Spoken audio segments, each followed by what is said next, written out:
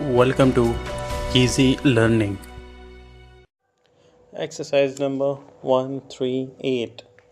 One who arbitrates is called an arbitrator, and there is a growing tendency to submit all disputes to arbitration by a third party. Full stop. Such decision would frequently save the disputants from being arbitrary and harsh towards one another whereinsoever amends may be made. Full stop. It is thought by some that a universal language would foster the spirit of arbitration throughout the universe, but as yet the attempts made to formulate such a method of intercommunication have not been very satisfactory. Full stop.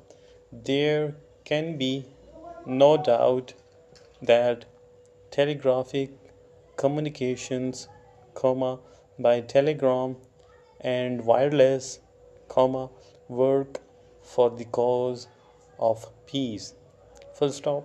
Paragraph.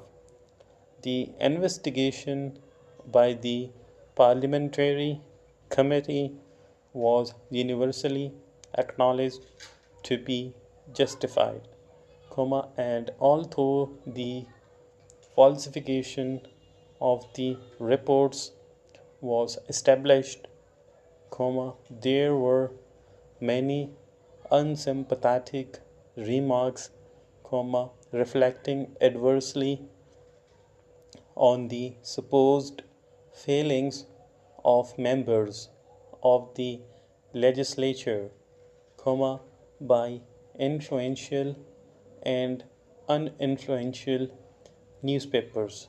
Full stop.